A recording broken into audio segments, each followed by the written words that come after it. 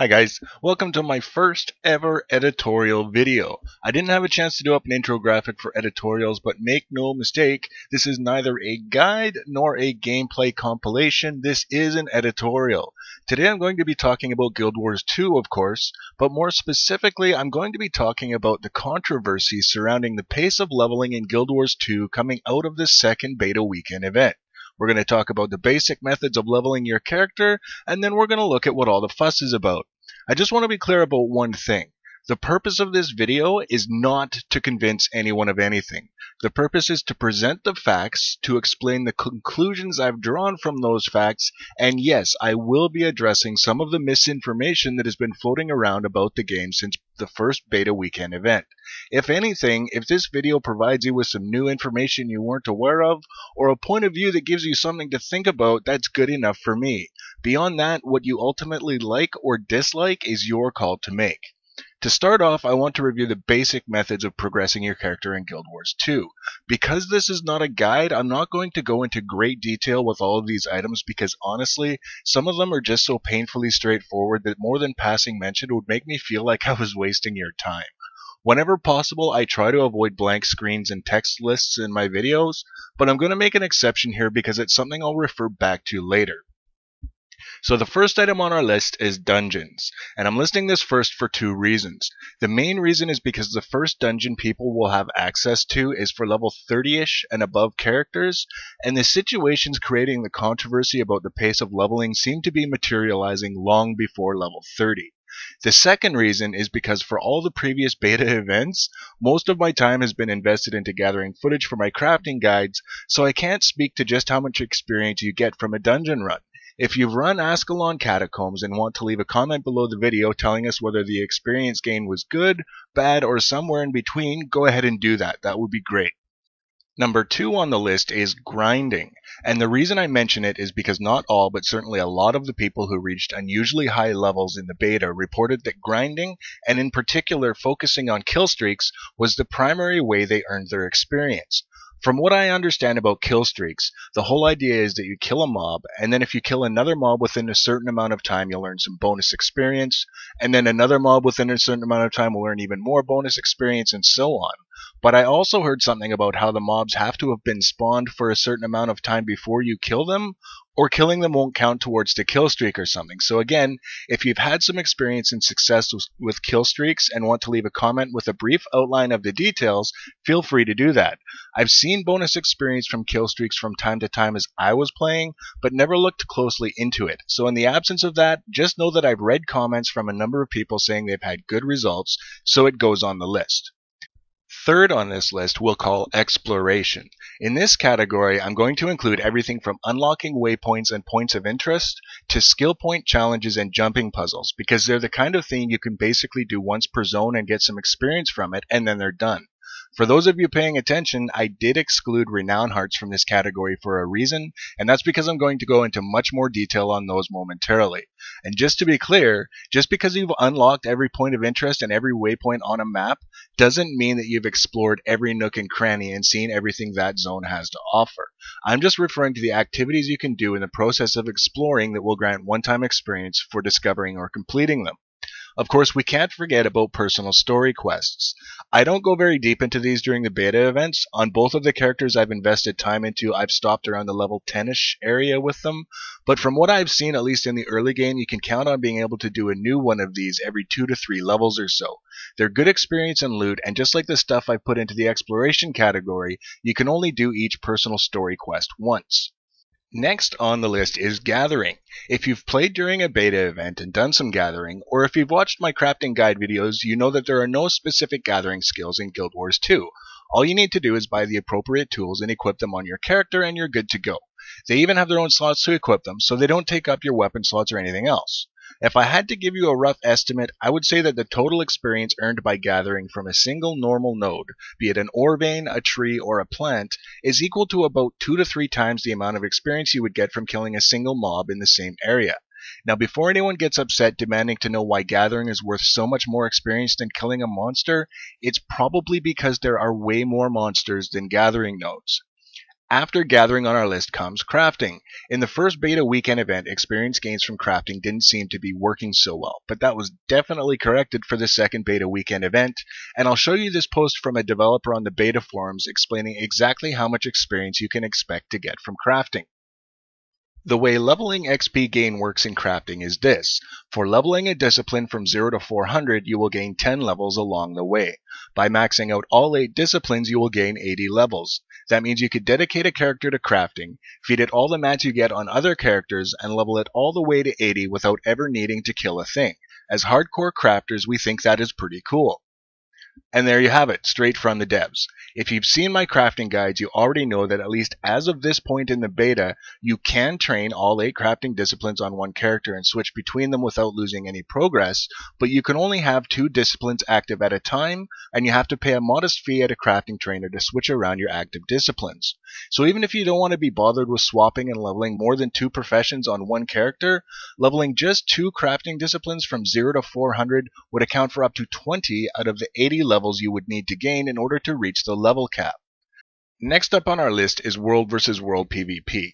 I've read some people complaining that you don't earn nearly enough experience in World vs. World PvP compared to the PvE alternatives, but I've also talked to people and read comments from people who said the experience gain was just fine.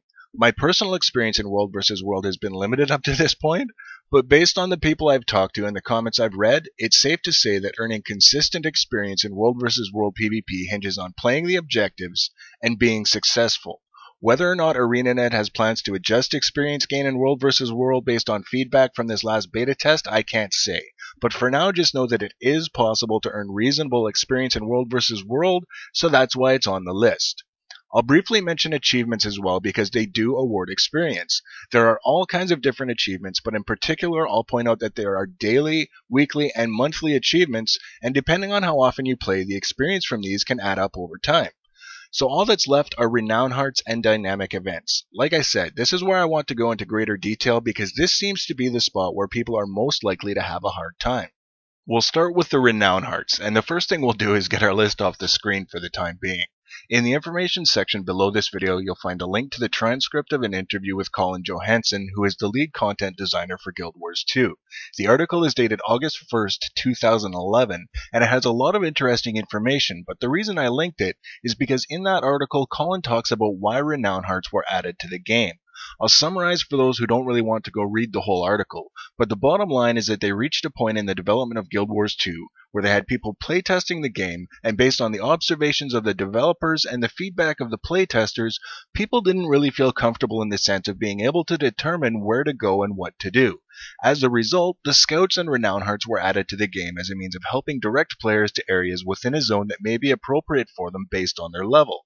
From there, the Renown heart events themselves do represent a component of the open world content, but they also serve the purpose of giving you something to do for a while if there's no dynamic event going on as soon as you arrive.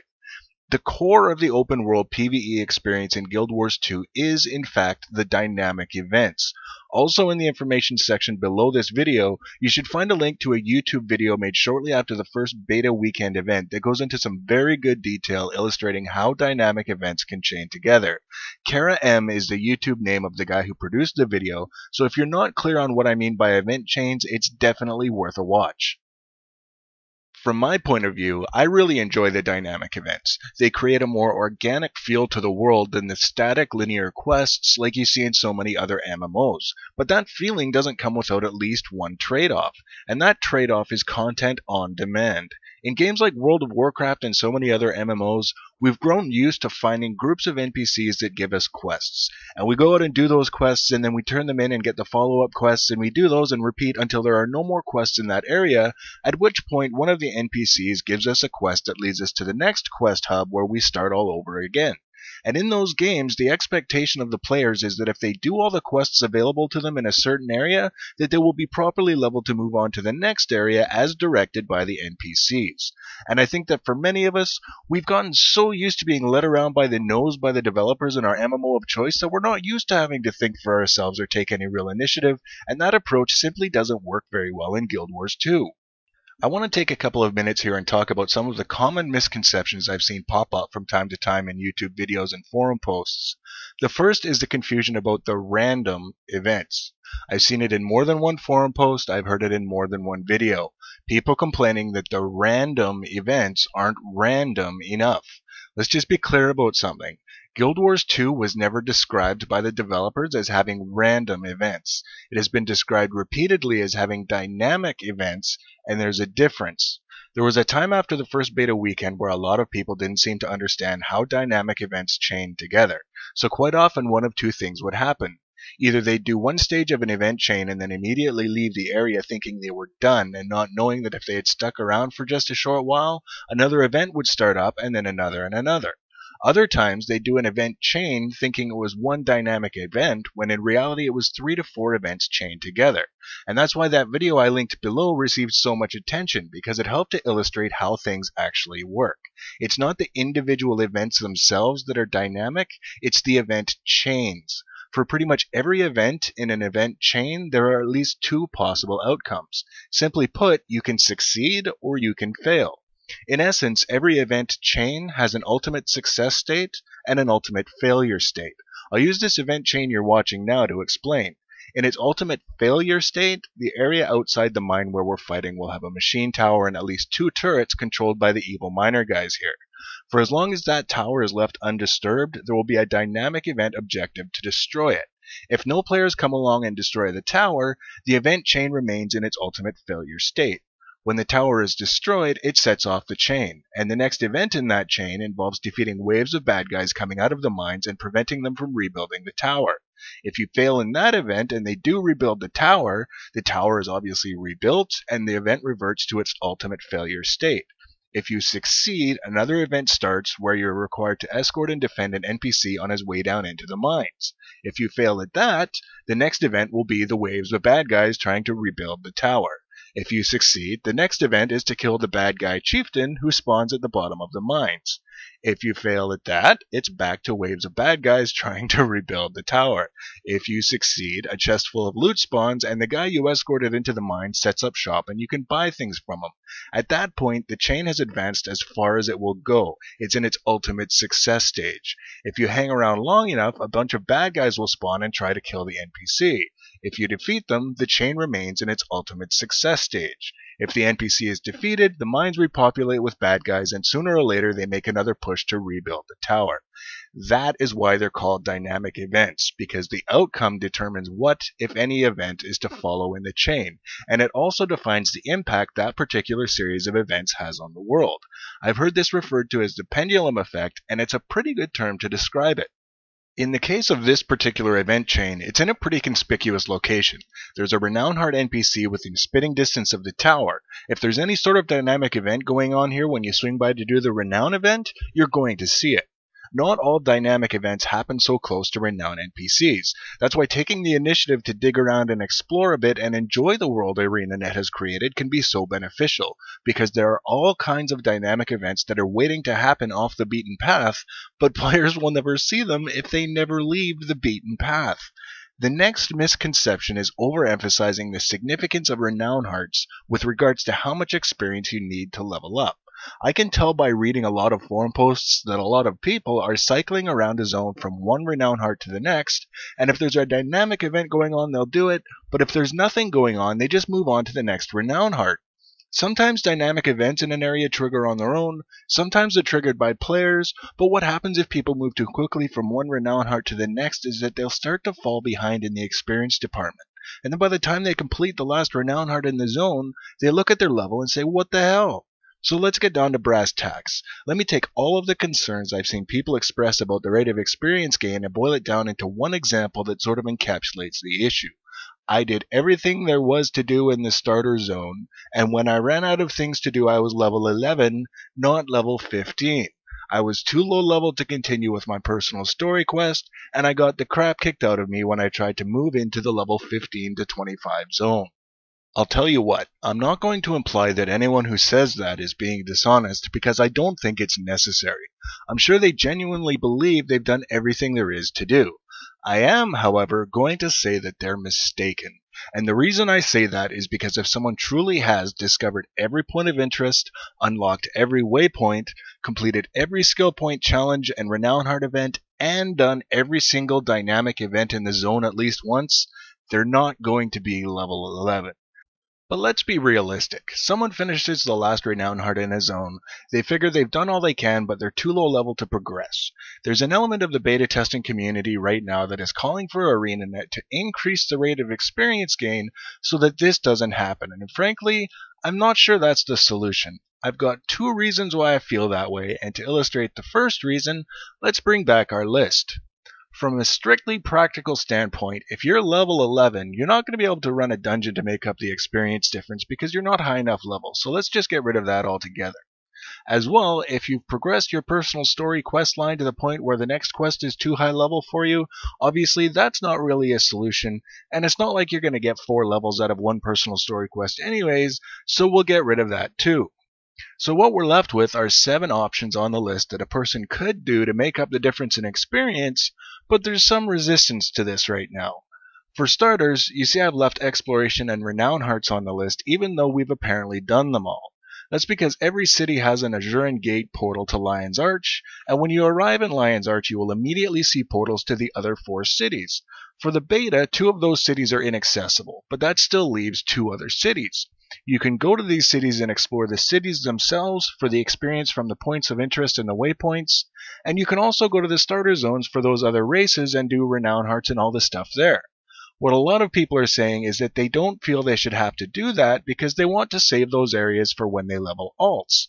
Now, by choosing not to visit those areas, they'll miss out on the skill points they could earn there from the skill point challenges, and for those who are planning on doing some cooking, they'll miss out on the ingredients exclusive to the farms in those zones. But if they don't want to go, they don't want to go, so those aren't an option. Lots of people are saying that they feel they have to grind to make up those levels and they don't want to grind. I support that opinion.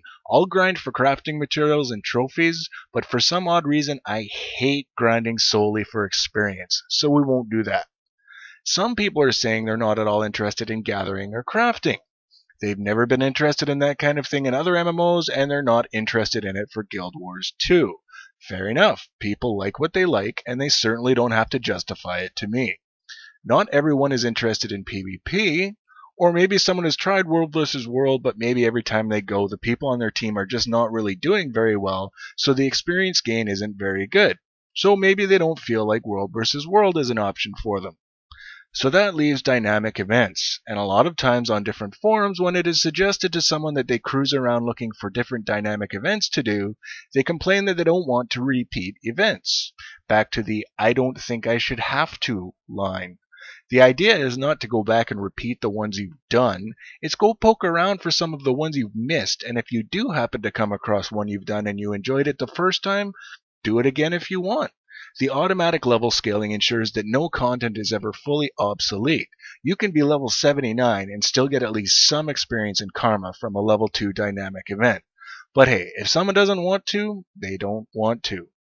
So then I look at this list full of options that has been completely wiped out, not because they're not viable, but because apparently someone has decided they don't want to make use of them. And really, my question to them would be that if none of these options are of any interest to you, why are you playing the game in the first place? Now maybe that sounds harsh to some of you, especially after I just said nobody has to justify themselves to me. It's not so much me demanding an answer from them, as encouraging them to ask themselves the question and see what answer they come up with. Because the reality, like I mentioned earlier, is that if you're finding yourself so far behind that you've got no way to move forward without first moving back, you've moved forward too quickly to begin with. That brings us to the second reason why I don't personally feel that increasing experience gain is necessary. This is my thief. I rolled this character at the beginning of the second beta weekend event.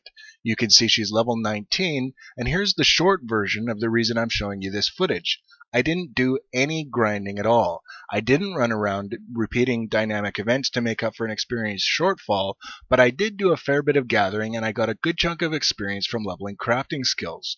I was testing to see what different plants in different zones might give me for cooking ingredients, and along the way I did a few Renown hearts and the occasional dynamic event in the Norn and Char starter areas. I also did not do any personal story quests above level 10, and the only content I did in any level 15 to 25 zone was peeking into Keswick's Hills to unlock the first waypoint. So for people saying experience gain is flat out inadequate, here's proof that it's not. Because even though I did a little bit more than just the human starter zone, I didn't do 4 levels worth of extra content in other zones, and never felt for a second that I had to repeat anything or grind. So I'm just going to leave this video segment playing so you can see on the map exactly where I have and haven't been for the handful of you that won't believe me when I said the experience gain was not bad at all. And I'll leave you with this thought that came to me after reading yet another tragically misguided forum post. I've seen more than one person say that for all the hype and all the talk, Guild Wars 2 is really just like World of Warcraft with random events, and there are all kinds of things ArenaNet needs to fix because it doesn't seem to be working. For those people, I would ask them to consider that maybe Guild Wars 2 is not just like World of Warcraft, and the reason people are having such a hard time is because they're trying to play it like it is. Agree? Disagree? Leave your comments below. Thanks for watching. There's lots more Guild Wars 2 guides and discussion planned for the future, so if you like what you see and haven't done so already, the best way to be notified when I add a new video is to subscribe to my channel. Take care, guys.